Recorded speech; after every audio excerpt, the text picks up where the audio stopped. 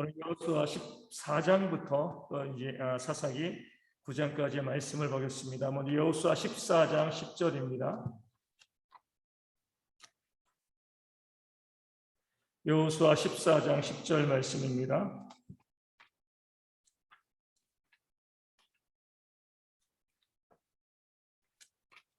여호수아 14장 10절, 우리 제 구약성경으로 342면에 있습니다. 제가 말씀을 읽어드리겠습니다.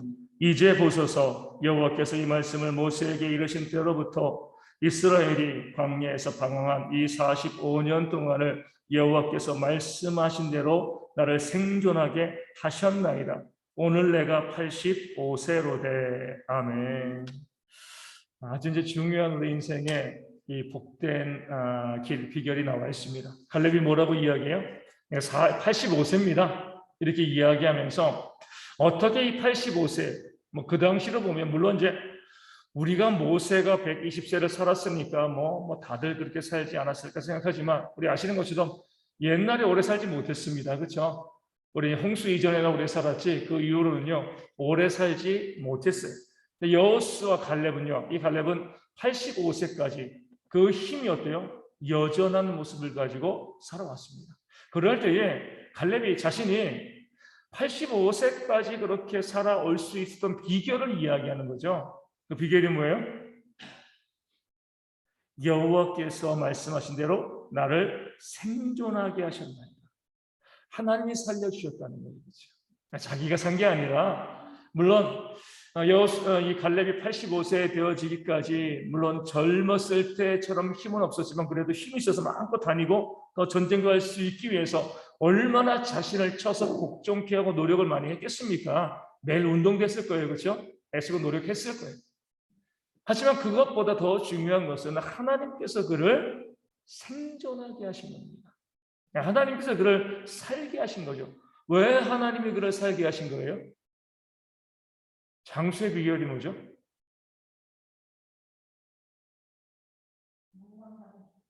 예?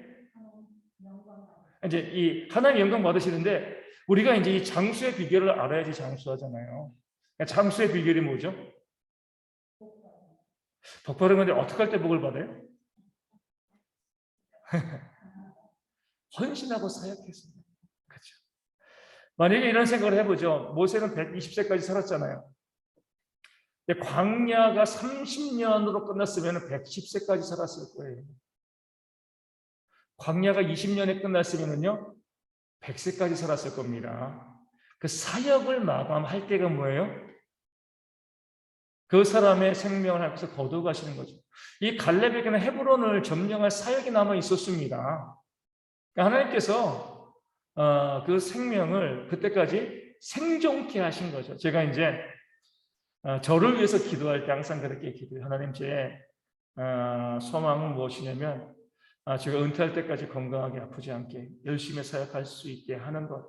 그게 이제 제 일차적인 소망이고, 두 번째는 하나님 저를 이 마지막 제가 쭉 여러 가지 이 은사가 있지만 제가 봤을 때 저에게 있는 이제 은사 중에 하나가 좀 청소하는 것인 것 같아요.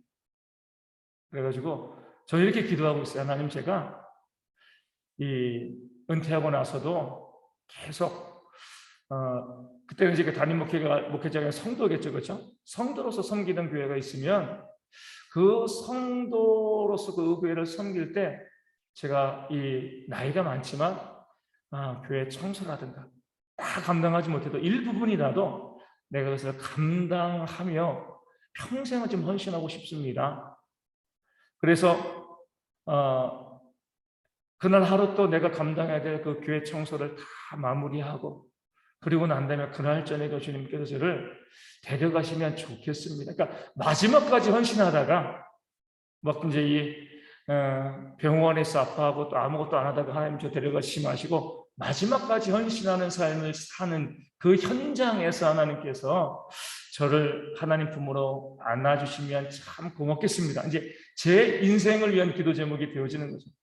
그러니까 끝까지 무엇인가 내가 교회를 위해서 헌신하고 사역할 것이 내게 있어야 된다는 거예요.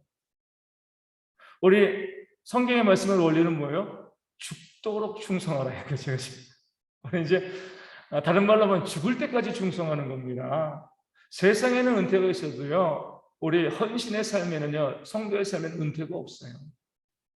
교회 직분에서는 뭐 우리가 자리를 물려주고 은퇴할 수 있지만 헌신에는 은퇴가 없습니다. 내가 죽을 때까지 헌신하다가 헌신이 마무리되어지는 날 뭐예요? 내가 하나님 품으로 가는 거죠. 그래서 우리가 이 갈렙도 그러고 모세도 그러고요, 이 장수함의 땅을 살아가기를 원하신다라고 하면 내가 무엇으로 헌신할 수 있을까? 내 재능과 은사가 있잖아요, 그렇죠? 그래서 내가 이제 저처럼 이제 뭐 교회를 깨끗하게 정리하고 그런 은사가 있는 분들은 그런 은사.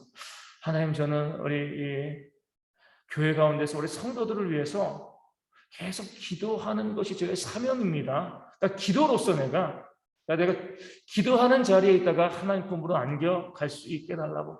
또 내가 뭐 글을 잘 쓰거나 뭐 그림을 잘 그리거나 이런 것이 있으면, 또 우리 미국에 있는 카터 대통령은 뭐예요? 주일학교 교사로서, 그렇죠? 100세 그때까지 교사로 헌신했잖아요, 그렇죠?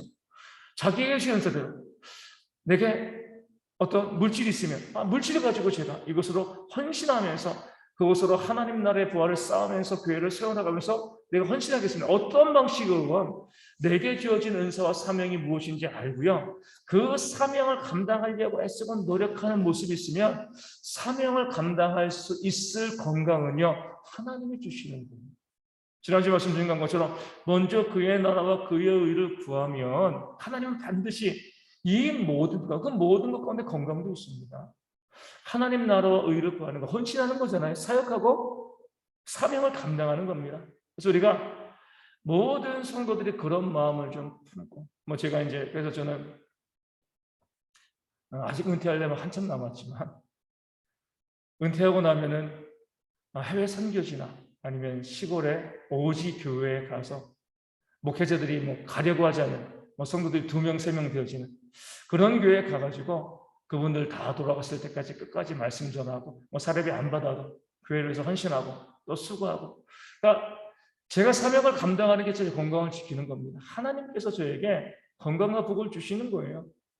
그런 것을 바라보면서 우리가 이 땅 가운데 내가 이제 쉬어야지, 내가 이제 한 걸음 물러나야지, 이런 마음 갖지 마시고 내가 할 수 있는 헌신이 무엇인가, 내가 무엇으로 교회를 세워나가며 헌신할 수 있을까 바라보시면서 내가 끝까지 죽기까지 헌신할 수 있는, 충성할 수 있는 그런 모습이 있으면 하나님께서 거기에 필요한 물질도 또 건강도 우리 가운데 반드시 채워주십니다. 그 말씀을 기억하시고요, 우리 갈렙처럼 우리도 내가 이제 85세밖에 안 됐습니다. 85세나 되었습니다. 이것이 아니라 이제 85세밖에 안 됐습니다. 내가 저 헤브론 땅을 내가 쳐서 싸워서 이기겠습니다. 그 고백한 것처럼 우리도 이제 나이가 이 정도밖에 안 됐으니까 더 헌신하고 더 수고하고 더 사역할 그 자리를 한번 찾아보겠습니다. 그 마음을 가지고 우리 도전하시는 그런 모습들이 우리 교회 가운데, 우리 성도 가운데 있어야 되고요. 그러할 때 하나님께서 우리에게 필요한 건강도 또 모든 물질도 또 모든 것도 또 합력하여 또 더해 주실 줄로 믿습니다. 갈렙이 그것을 보여주고 있는 거죠. 우리 여호수아 17장 18절 말씀입니다. 17장 18절 말씀 제가 말씀을 읽어드립니다. 그 산지도 내 것이 되리니 비록 삼림이라도 내가 개척하라. 그 끝까지 내 것이 되리라. 가나안 족속이 비록 철병거를 가졌고 강할지라도 내가 능히 그를 쫓아내리라 하였더라. 아멘. 우리 모든 나라의 문제는 뭐냐면 이 측근들, 친인척들, 외척들의 문제가 되는 거죠. 우리 여호수아는 에브라임 지파였잖아요. 그 당시 이제 유다에서 이 가나안 정복 전쟁 당시에도 에브라임은요 큰 지파였습니다. 능력이 있는 지파였어요. 그래서 여호수아가 마침 또 자기 족속이니까, 자기 지파니까 그 지도자인 여호수아에게 와서 뭐라고 이야기해요? 우리가 큰 민족이 되었고 우리 지파가 이렇게 융성한데 우리가 받은 땅이 너무 적다. 우리에게 좀 땅을 좀 더 달라. 부동산을 더 달라고 여호수아에게 요청한 거죠. 뭐 성경에 나와 있지 않지만 우리 같은 족속 아니냐. 여호수아 네가 이스라엘 백성의 대통령, 리더가 된 것 우리가 한번 좀 덕 좀 보자. 우리 같은 족속이니까 파란 안으로 굽는다고 우리에게 땅을 좀 더 많이 달라. 이렇게 요청을 한 거죠. 근데 여호수아가 정말 위대한 지도자인 건 뭐예요? 뭐라고 이야기하죠? 네 힘으로 가서 얻어라. 냉정하게 이야기합니다. 만약에 여기서 여호수아가 같은 족속이라고요, 에브라임 편을 들어줬으면요, 이 공동체가 붕괴되어지는 거죠, 그죠? 여호수아는 객관적으로 이야기한 거예요. 네가 그래. 그러니까 이 에브라임 지파 니네가 한 말에 답이 있지 않냐. 너희가 큰 민족이고 큰 족속이고 힘이 있으면 그 힘 갖고 정복해야지. 그렇게 힘이 있고 큰 민족인데 그냥 아무것도 안 하고 공짜로 땅을 얻으려고 하냐. 그거 잘못된 거다. 작은 족속이라고 하면, 힘이 없는 족속이라고 하면 우리가 이해할 수 있지만, 힘이 있고 큰 족속인데 그 힘 가지고 너희 개척해라. 너에게 필요한 땅을 차지하라. 이렇게 이야기하는 겁니다. 성경의 중요한 원리가 되어지는 거죠. 첫 번째 원리는요, 우리가 학연, 지연, 혈연에 얽매이지 말라. 이것을 보여주고요. 늘 객관적이라 이렇게 이야기하죠. 두 번째는 뭐예요? 우리에게 감당할 힘이 있으면 그 힘을 감당하는 것이 마땅하다는 거죠. 달란트에 비유해서 이 주인이 종들에게 5달란트, 2달란트, 1달란트 나눠줬습니다. 더 사랑해서 5달란트 준 거 아니에요. 그것을 감당할 만한 능력이 있으니까 5달란트 준 거고요. 1달란트 받은 종은요, 그렇게 감당할 만한 능력이 없으니까 1달란트 준 거고, 근데 그것마저도 뭐예요? 땅에 감추고요, 아무것도 하지 않은 거죠. 5달란트 받은 사람은 그만큼 열심히 노력하는 모습을 평상시 봤기 때문에 주인이 5달란트 준 겁니다. 그럼 5달란트 받은 사람은요, 5달란트 남길 책임이 있는 거예요. 근데 지금 이제 본문은 뭐 같아요? 이 5달란트 받은 에브라임 족속이 우리는 그냥 1달란트만 남기겠습니다. 이렇게 이야기하는 거죠. 잘못된 거예요. 너에게 힘이 있고 능력이 있으니까 그만큼 주신 만큼 그것을 가지고 너희가 땅을 개척하고 너희 스스로 그 땅을 얻어내라. 이렇게 여호수아가 요구하는 거죠. 우리 교회에서도 마찬가지입니다. 세상에서도 마찬가지지만 우리 가운데 하나님께서 주신 달란트들이 있잖아요. 은사와 재능이 있습니다. 내게 주신 것만큼 뭐예요? 헌신하고 수고하셔야 돼요. 교회에서 자주 말씀드리지만 이 적게 가진 자가 많이 헌신하는 것도 잘못된 겁니다. 자기가 지쳐요. 시험에 듭니다.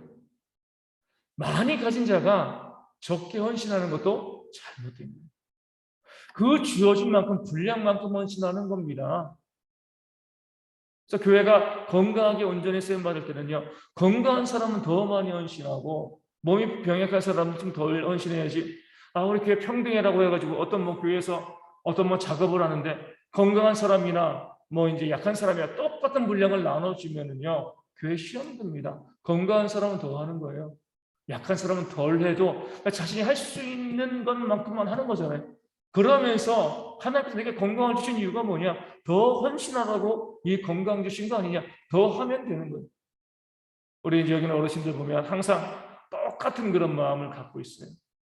아이고, 내가 더 헌신하고 싶은데 몸이 말을 안 듣고 이렇기 때문에, 그러니까 마음엔 정말 마음의 원인으로돼 육신이 약한 거잖아요, 그렇죠? 근데 그것에 대해서 안타까워하실 수는 있지만 더 헌신하려고 하셔도 안 돼요.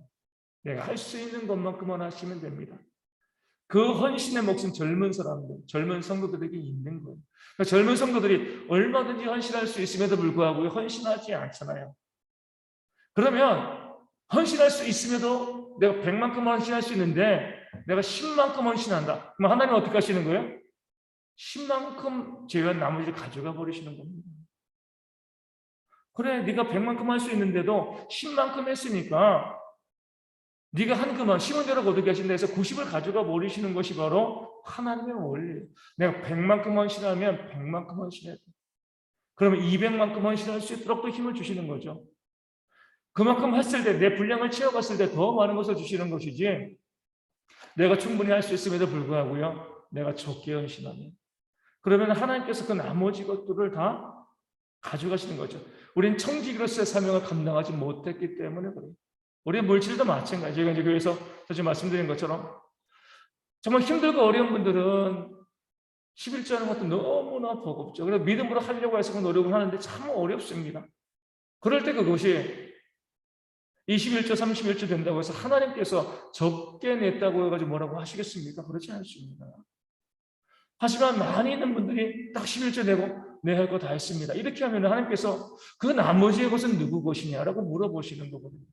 그래서 우리가 성경의 원리는요, 분수대로 헌신하고 분수대로 사역하는 겁니다. 내게 주신 분수와 능력과 힘대로 거기에 맞춰서 하는 것이지 똑같이 공산당처럼 일률적으로 그냥 다 똑같이, 이거는 성경의 원리가 아닌 거죠. 그래서 우리가 항상 무엇을 하고 내게 주신 하나님의 분량과 은사가 얼만큼 되어지는가, 많으면 더 헌신하시고요, 적으면 그 분량만큼 적게 헌신하시면 하나님이 기쁘게 보시고 또 교회가 그것을 통해서 어때요?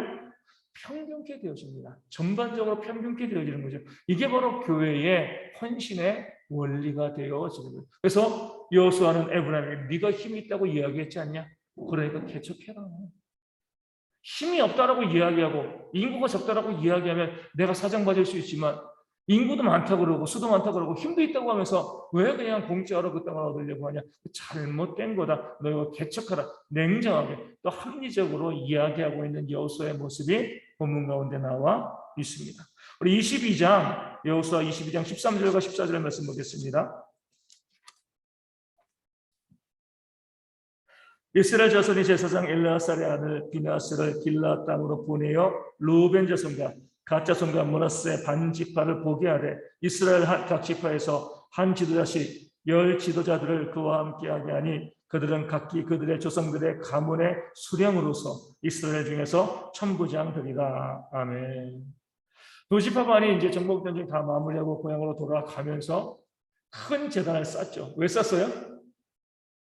우리는 한 민족이다. 잊지 마라. 우리 이제 강 건너 있다고 해가지고 우리 그냥 외톨이 시키지 말고, 우리가 비록 이 가나안 땅으로 들어가지 못하고 요단 동편에 있지만 그래도 너희와 같은 민족이다. 이것을 확인하기 위해서 잊지 않도록 만들고 위해서 제단을 쌓은 거죠. 근데 요단 서편에 가나안 땅에 있던 나머지 9지파는 뭐예요?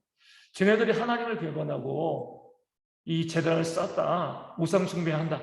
그래서 이제 이 공격하러 가기 전에 뭐 한 거죠? 서로 모여가지고 이제 그 사건의 진상을 알아보는 겁니다. 그러니까 서로 판단이 달랐어요, 그렇죠? 판단이 다른 상황 가운데서 얘네들이 분명히 제단을 쌓은 거 보니까 우상 숭배하려고 그런 거예요. 그리고 무턱대고 가서 공격했으면요, 민족적으로 엄청난 비극인 거죠, 그렇죠? 나중에 그 사실을 알게 되었을 때 얼마나 후회했겠습니까? 그래서 지혜롭게 뭐 한 거예요? 대표를 보내가지고요, 왜 그것을 만들었는지 먼저 알아보고 먼저 소통하는 거예요. 그 다음에 싸워도 늦지 않습니다. 우리 지난번 우리 욥기의 말씀에 나와 있는 것처럼 미루어 짐작하고 추정하고 아마 이랬을 거야 저랬을 거야, 이것 때문에 많은 비극이 생기는 거예요. 분명히 대화하고 알아보고요, 그것을 통해서 사실을 확인하고 난 다음에 대응해도 늦지 않습니다. 우리 성도들을 바라보면서 목회자가 그런 경우들이 참 많아요. 이랬을 거야 저랬을 거야, 이런 문제가 있을 거야, 그 추정하다가 성도들이 시험에 드는 경우들이 많이 있습니다. 사실로 드러나기 전까지 그 어떤 것도, 우리 세상에서도 뭐요? 무죄 추정의 원칙이라고 그러잖아요, 그렇죠? 판결받기 전에는요, 죄가 있다라고 이야기할 수가 없어요.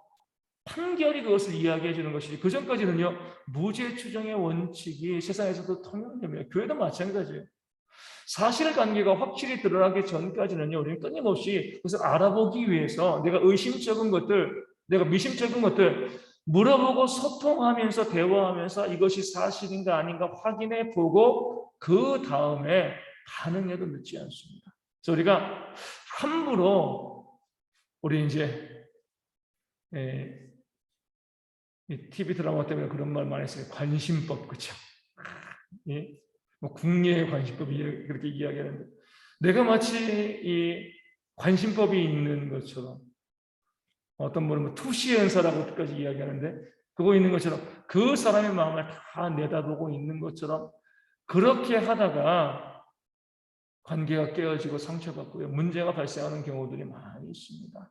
소통하고 늘 물어보고 확인하고 이런 과정, 객관적으로 확인하는 과정들을 교회가 거치고 그런 과정이 있지 아니하다라고 하면 함부로 판단하거나 함부로 이야기하지 않는 것이 그 교회가 보여주어야 되는 그런 지혜가 되어집니다. 24장 17절과 18절 말씀 보겠습니다. 이어서 마지막 24장 17절과 18절 말씀 읽어드리겠습니다.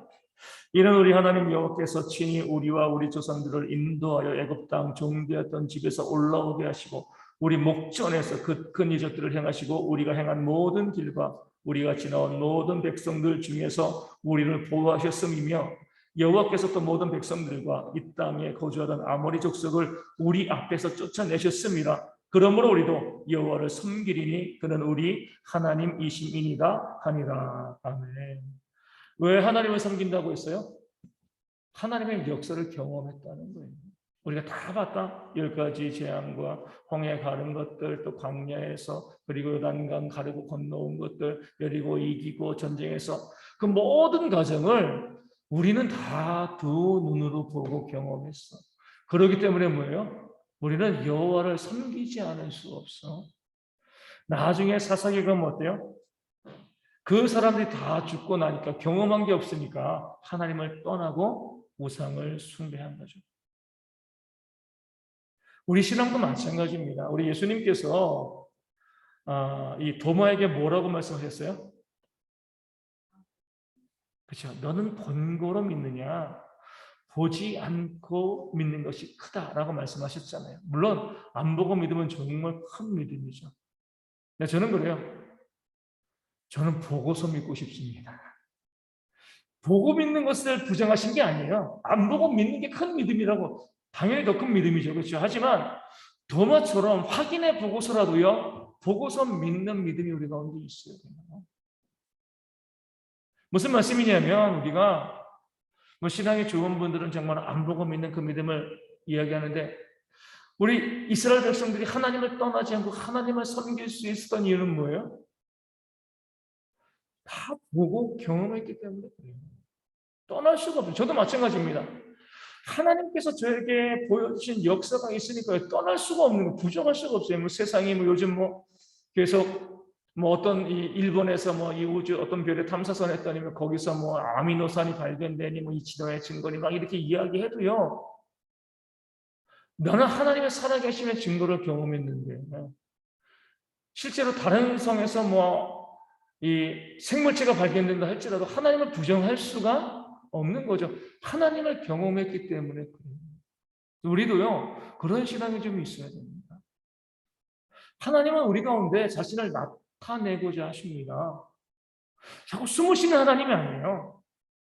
먼저 그의 나라와 의를 구하면 이 모든 것을 더하신다. 이 말씀은 아직도 살아있는 말씀이죠. 우리가 먼저 그의 나라와 의를 구하지 않으니까 하나님의 역사를 못 보는 그런 문제가 있는 것이지, 지금도 우리가 하나님 나라와 의를 구하면 하나님께서 그 살아계심을 우리 가운데 보여주십니다. 역사하심이 있는 거예요. 그것을 우리가 끊임없이 경험해야지 우리가 하나님 떠나지 않고요. 하나님 안에서 온전히 신앙생활을 해 나갈 수 있게 되어지는 거죠. 그래서 우리 성도들 개인의 삶에 이 간증들이 있어야 돼요. 하나님의 역사하심에 대한 고백들이 우리 가운데 있어야죠. 그것을 우리가 또 너무 이제 신실하신 분들은 그런 거 보는 것 자체를 어떻게 이 기적을 갖고 기적으로 믿는 거 아니죠. 믿음은 하나님의 선물이에요. 그 믿음 위에 어때요? 하나님의 역사를 우리가 경험하고 바라보는 거죠. 기적을 보고 믿는 거 아니에요. 기적은요, 믿음 위에 나타나는 겁니다. 하나님을 믿는 그 믿는 자들에게 하나님의 역사가 나타나고 그 믿음을요, 강하게 만들어주는 거예요. 믿음을 만드는 게 아니라 믿음을 강하게 세워주는 겁니다. 그런 역사들에 대한 고백들이 우리 가운데 있어야지 우리가 하나님 떠나지 않는 거죠. 교회에서는 끊임없이 그 부분들을 강조하고 우리 성도들이 하나님의 살아계심의 역사를 경험할 수 있도록 우리가 그 길을 인도하고 보여주는 그런 모습들이 교회 가운데 있어야 됩니다. 그래야지 신앙을 떠나지 않죠. 우리 사사기 말씀 다시 이야기하지만 그것을 본 적이 없으니까요. 우상 숭배하고 세상으로 나가게 되어지는 겁니다. 우리 사사기 말씀 봅니다. 사사기 말씀 바로 이어서 1장 7절 말씀 봅니다. 1장 7절에 아도니 베섹이 이르되 옛적에 70명의 왕들이 그들의 엄지손가락과 엄지발가락이 잘리고 내 상 아래에서 먹을 것을 줍더니 하나님이 내가 행한 대로 내게 갚으심이로다 하니라. 무리가 그를 끌고 예루살렘에 이르렀더니 그가 거기서 죽었더라. 아멘. 옛날에 했던 그대로, 그 악행 그대로 나도 그렇게 받는구나. 그게 하나님의 공의죠. 우리 이 땅 가운데 정말 무섭게 생각해야 될 부분이 이거예요. 하나님은요, 심은 대로 거두게 하십니다. 내가 무엇을 심건 그 심는 대로 우리 가운데 거두게 하시는 거예요. 그래서 우리가 이게 여기밖에 안 나와요. 그러니까 우리 성경에 나오지 않고 자기가 고백하는 거잖아요, 그렇죠? 예, 그 사건은 나오지 않고 고백하는 거죠. 그래서 우리 이제 교회 성도님들 보시면 가끔 가다가 이제 저를 좀 불쌍히 여기시는 분들이 성도님들이 또 어르신들 가운데 좀 많이 있어요. 목사님 너무 수고하신다, 너무 애쓴다 이게 말씀하시죠. 물론 뭐 마땅히 해야 될 일이기 때문에 수고하고 애쓰는 건데 저도 또 그러면서도 하나 믿는 말은 뭐예요? 심는 대로 거두게 하시는 거예요, 하나님께서. 농부가 열심히 일한다고 해가지고 불쌍하다고 보는 사람들 있나요? 야, 부지런해. 많이 거둘 거. 이렇게 바라보지. 뭐, 새벽부터 남들은 좀 천천히 뭐, 쉬엄쉬엄 일하는데, 왜 저 농부는 저렇게 열심히 일을 해? 가을 되면 거두는 게 다른 거예요. 우리가 하나님의 원리를 우리가 적극적으로 이용해 나가는 모습들도 있어야 됩니다. 어제도 제가 어떤 한 분이 이제 저에게 좀 연락이 와서 예전에 이제 섬기던 교회 이제 24님 한 분인데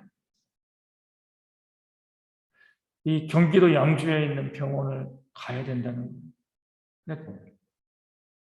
뭐 여러 가지 사정이 있겠지만 데려다 줄 사람이 없다 그러는 거예요. 그래가지고 염치불구하고 저에게 전화를 해서 지난주에 전화해가지고 혹시 나를 그 병원에 좀 데려다 주실 수 있냐고. 데려다 주겠다고.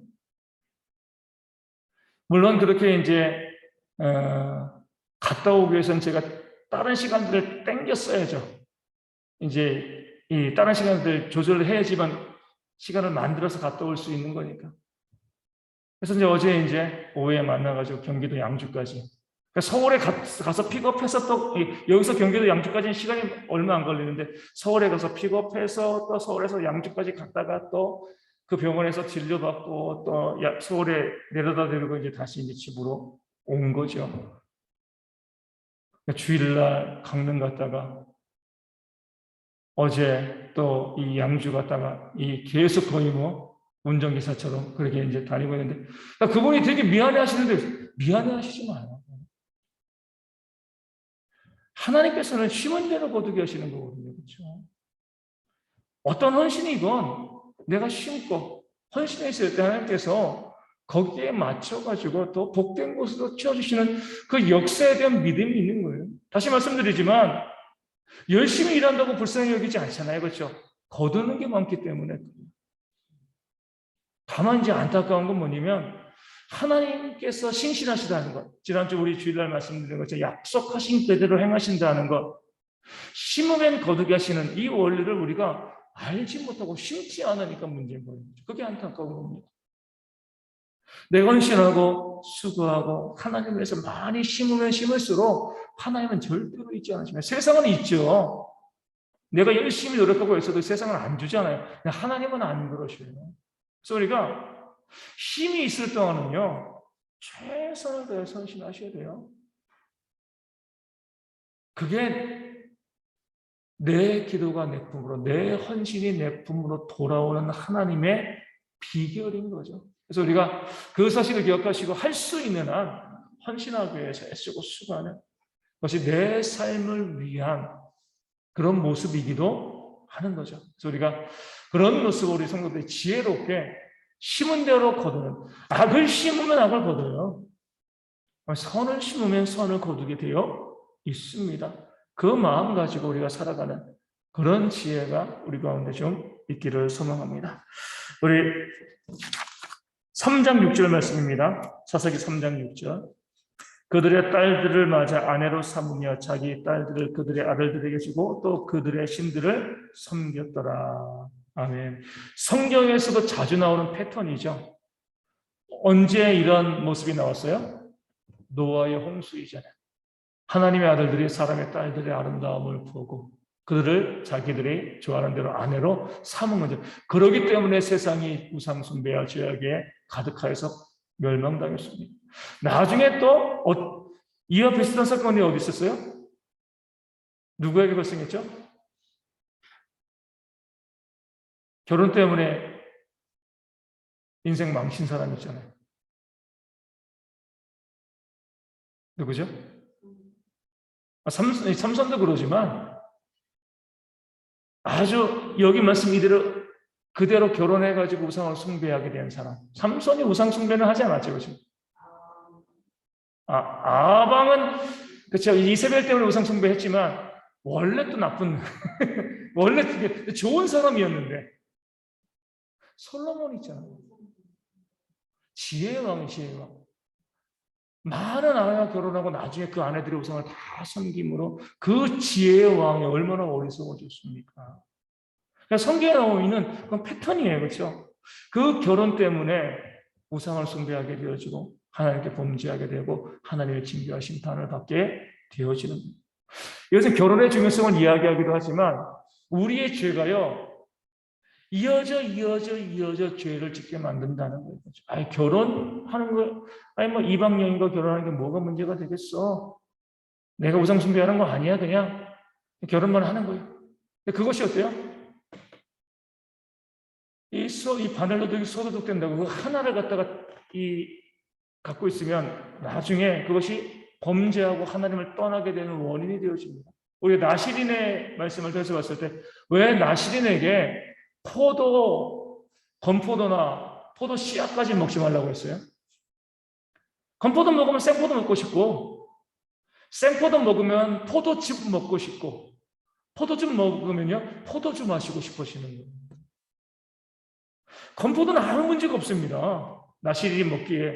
하지만 하나님께서는요, 이것이 연결되어지면 어떠한 문제가 발생할 것인가? 이것을 갖다가 보셨기 때문에 나시린들에게 그것도 먹지 말라 이렇게 이야기한 거죠. 그러니까 우리가 항상 봤을 때 어떤 하나의 행동을 봤을 때 이것 자체로 보지 마시고요. 이것이 결국에는 나중에 어떠한 일들을 만들어낼 것인가. 제가 몇 번 말씀드린 미국의 아주 유명한 살인마 테드 번디라고 있어요. 생기기도 잘생기고요. 또 변호사에다가 아주 유망한, 그냥 있었으면 미국의 리더로 세워질 그럴 사람이었어요. 근데 연쇄살인마였거든요. 20몇 명의 여인들을 성폭행하고 죽였습니다. 이렇게 테드 번디가 자기가 이제 이야기한 거죠. 어느 때부터 그랬는가? 어릴 때. 어느 집 쓰레기통에서 이 성인 잡지를 발견한 거예요. 그 성인 잡지를 보고 그렇게 시작하면서부터 어때요? 계속 이것이 수위가 높아지면서 사람을 죽이는 연쇄살인범까지 되어졌다라고 이야기하는 거죠. 이게 무슨, 이건, 이 청소년기에 성인문 안 보는 사람이 어딨어, 이렇게 이제 이야기하지만 그 위험성으로 너무나 간과한다는 거예요. 이것이 어떻게 연결되어지는 것인가? 그 단순히 그 한 문제만을 보는 것이 아니라 이것이 연결되어서 얼마나 큰 문제와 죄가 되어지는가. 우리 교회에서도 마찬가지입니다. 그 작은 거라고 소홀히 여기시면 안 돼요. 내가 누군가 했던 그 말 한마디가 그 사람의 생명을 좌지우지할 수 있습니다. 나의 표정 하나가요, 사람을 귀에 오게도 못 나오게도 만들 수가 있는 거예요. 단순히 이것 때문에 이렇게 하지 마시고 이것이 어떠한 결과를 만들어낼 것인가 바라볼 수 있는 그런 지혜가 있어야 됩니다. 오늘 말씀에 나와 있는 것처럼 그저 결혼만 했는데 우상 숭배하고 하나님을 떠나고 범죄하고 타락하게 되어지잖아요. 그렇죠? 이 결혼이 어떤 결과를 만들어낼 것인가. 제가 예전에 이전 교회 이제 말씀드렸는데, 권사님한테, 이전 교회 권사님들한테 이렇게 이제 이야기한 거죠. 권사님, 이제 나중에 그 아들이 이 결혼한다고 이 며느리감을 데리고 왔는데, 정말 신앙이 좋은데, 왜 흑인이에요? 어떻게 하시겠습니까? 권사님들은 어떻게 하시겠어요? 먼저 이제 손주들이겠죠, 그렇죠? 손주들이 이제 배우자를 데려왔는데, 정말 신앙은 좋고 하나님 잘 믿는데 흑인이다. 그러면 우리나라가 참 못된 게 그거죠. 백인은 어느 정도 용납을 하는데 흑인에 대한 거부감들이 있잖아요. 그것도 잘못된 거죠. 어찌되었건 흑인이라 그러면요, 그때 권사님은 좀 그럴 것 같아요. 왜요? 믿음이 좋은데. 믿음이 좋으면요, 장애도 상관없는 거예요. 어떤 인정인가? 그거 상관없습니다. 어디 국적이나 상관없어요. 아무리 좋은 대학교 나오고 집안도 좋고 한데 믿음이 없어요. 이 사람과 결혼할래? 다시 한번 생각해봐. 이렇게 하셔야 되는 거예요. 그래서 우리가 그 당장의 문제가 아니라 앞으로 그것이 어떻게 발전되어질 것인가 조금 계산을 좀 해보셔야 되는 거예요. 이것이 정말 우리 가운데 복된 것이 될 것인가, 복되지 않은 것이 될 것인가. 우리 이제 동천교회에 있었던 이제 아주 오래된 이야기죠. 어떤 권사님이 한 분 계시는데, 이 중매가 둘 들어왔어요. 한 번은 하나님 잘 믿는데 너무 가난해. 그 당시는 능력이 있다고 해가지고 부한 때가 아니었잖아요. 예전엔 열심히 일해도 가난할 수밖에 없던 그런 시대였거든요. 또 한 사람은 하나님은 안 믿는데 부자인 거예요. 권사님 좀 이쁘셨거든요. 그럴 때 이제 그 권사님 본인이 결정을 하신 거예요. 능력 있고 또 부자한테 시집가면 내가 좀 잘 살만할 텐데 믿음이 없네. 근데 이 사람은 지금은 못 사는데 성실하게 성실해요. 하나님 잘 믿고 성실해. 지금 너무 가난해. 그러다가 내가 믿는 자이니까 믿는 사람이란 표현에 가난한 남편을 얻었어. 나중에 그 남편이 엄청난 부자가 됐습니다. 물론 부자가 됐다고 다 성공한 건 아니지만 어찌되었건 그 시작에 믿음을 본 거죠. 그렇죠? 그 당장으로 봤을 때는 이 부한자가 훨씬 더 매력적이었겠지만 믿음이 있기 때문에 내가 믿음 가지고, 믿음이 있는 사람이 정말 좋은 믿음을 가지면 성실하거든요. 성실하게 일하고 하다 보니까 당연히 물질하나님께서 복을 주시고 그 물질을 가지고 부럽지 않게 살아가게 되어지는 거죠. 우리가 당장을 보는 것이 아니라 이것이 어떻게 연결되어질 것인가 바라볼 수 있는, 그러니까 나도 다른 사람에게 내가 말하고 행동하고 이 모든 것들이 어떠한 영향을 미칠 것인가를 생각할 수 있는 지혜가 우리 가운데 좀 있어야 됩니다. 그래야지만 우리 삶에 하나님께서 복된 것으로 채워주시는 그런 역사가 나타나게 되어집니다. 우리 6장 12절 보겠습니다. 우리가 잘 알고 있는 말씀인데 사사기 6장 12절 말씀에 여호와의 사자가 기드온에게 나타나 이르되 큰 용사여 여호와께서 너와 함께 계시도다 하매. 아멘. 포도주 틀에서 밀타작하는 비겁한 사람이었습니다. 네, 여호와께서는 그에게 뭐라고 별명 붙인 거예요? 큰 용사. 왜 큰 용사일까요?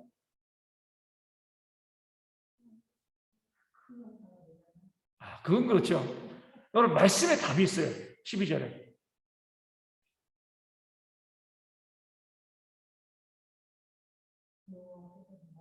함께 하시는 큰 용사예요.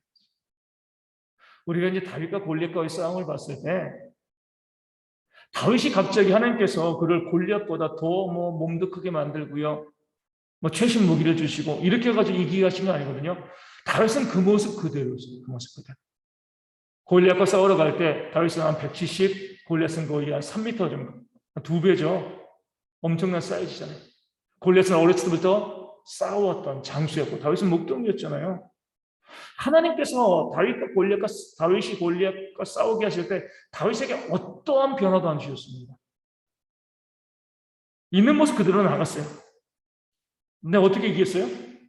객관적으로 이길 수 없는 싸움이죠. 근데 다윗이 비결을 이야기했잖아요. 전쟁은 여호와께 속한 것이다. 그럼 뭐냐면 하나님이 대신 싸워달라는 거예요. 나는 골리앗을 이길 수 없습니다. 하나님이 대신 싸워주시면 당연히 이 싸움은 승리할 수밖에 없습니다. 다윗이 큰 용사인 것은 하나님이 함께 계시면서 하나님이 싸워주셨기 때문에 그래요. 갈렙도요, 하나님이 생존케 하신 거잖아요. 그렇죠? 그러니까 다윗의 시편의 고백에 나의 힘이 되신 여호와여 내가 주를 사랑하나이다. 다윗은 그대로 있고요. 하나님이 힘이 되어주시는 겁니다. 우리가 인생을 살아가면서 하나님과 동행하면 우리가 큰 용사인 거예요. 우리의 능력이 있어서 큰 용사가 아닙니다. 아무리 못난 사람이라 할지라도 하나님이 함께 하시면은요, 큰 용사가 되는 거죠. 저는 이제 저희 세 아들 위해서 기도할 때 그런 거죠. 뭐 공부도 열심히 잘하고 뭐하고 했으면 좋겠지만 그것까지 인생이 결정되는 거 아니거든요. 가장 먼저 기도는 하나님이 우리 아이들과 함께 했으면 좋겠습니다. 하나님이 이끌어가 주시고 그들이 정말 좋은 믿음을 가지고 이것만 있으면은요, 하나님의 손에 붙잡힌 바가 되어지면 그 쓰임 받는 것들이 많거든요. 근데 우리는 하나님이 함께하는 건 별로 중요하게 생각하지 않고 어찌되었건 그 아이들의 능력을 키워주려고만 했습니다. 그 아이들이 힘들어지는 거죠. 큰 용사가 되어질 수가 없는 거예요. 큰 용사여, 그리고 하나님이 여호와께서 너와 함께 계시다. 그러니까 네가 큰 용사야. 이렇게 말해주는 거예요. 이게 우리가 이 땅을 살아가면서 승리할 수 있는 비결이 되어지는 겁니다. 우리 6장 31절 말씀 보겠습니다. 오늘은 6장 31절까지의 말씀만 보겠습니다. 6장 31절. 요아스가 자기를 둘러선 모든 자에게 이르되 너희가 바알을 위하여 다투느냐? 너희가 바알을 구원하겠느냐? 그를 위하여 다투는 자는 아침까지 죽임을 당하리라. 바알이 과연 신일진데 그의 제단을 파괴했은즉 자신을 위해 다툴 것이니라 하니라. 아멘. 기드온의 아버지가 지혜로운 말을 한 거죠. 바알이 완전히 무너져 버린 거잖아요. 사람들이 누가 이렇게 했어? 우리가 기드온이 그랬으면 기드온을 잡아 죽이자라고 이야기했을 때 요아스가 뭐라고 이야기해요? 기드온이 진짜 신이면, 바알이 진짜 신이면 자기를 이렇게 넘어뜨린 자, 무너뜨린 자를 바알이 심판하지 않겠느냐? 니네들이 나설 이유가 뭐가 있냐? 바알이 아무것도 못하면 바알은 진짜 신이 아니다. 정말 합리적으로 이야기한 거예요. 그렇죠? 오늘 우리도 마찬가지입니다. 하나님의 진짜 신이신 이유는요, 그 진짜 신이신 이유를 우리 가운데 보여주시기 때문에 그래요. 우리가 여기에 대한 확신이 있어야 돼요. 계속 말씀드리지만 요즘 신앙인들의 믿음이 약한 것 중에 하나가 뭐냐면 하나님이 역사하시는 것을 그냥 바라보지 않고 그냥 믿음으로 그냥 믿어, 내가 믿어. 하나님 역사 보지 않아도 내가 믿어. 하나님을 역사하려고 하시는데 하나님을 살아계심을 보여주려고 하는데 우리가 거부해버리는 거예요. 자신이 없는 거거든요. 정말 하나님이 역사하실까? 안 하시면 내가 창피당할 건데. 내가 정말 하나님 말씀대로 순종했는데 하나님께서 약속하신 대로 역사가 우리 가운데 보여지지 않으면 교회 나오실 이유가 없습니다. 그런 신을 어떻게 믿어요? 약속을 안 지키는 신을 어떻게 믿습니까? 약속을 안 지킨다는 것은요, 우리가 구원받을 수도 없다는 거예요. 내가 말씀 그대로 순종하면 하나님께서 약속하신 그 역사를 내게 반드시 이루신다. 그 믿음이 우리 가운데 있어야 됩니다. 지금도 역사하신다는 믿음이 있어야지 우리가 그 하나님을 진짜 섬기는 거죠. 그 믿음이 없이 우리가 어떻게 하나님을 섬기겠습니까? 하나님이 참된 신이고 진짜 신이라는 그 증거는요, 역사하시기 때문에 그래요. 지금도 우리의 삶에서는 하나님의 기적의 역사가 나타나고 보여지고 있습니다. 믿음이 있으면요, 기적을 보는 겁니다. 기적을 보고 믿는 게 아니라 내게 믿음이 있으면 믿음 위에 하나님께서 역사하십니다. 그것을 우리가 바라보고요. 경험하고 우리 고백하고 나아가는 그런 신앙이 우리 모두의 신앙이 되어지기를 소망합니다.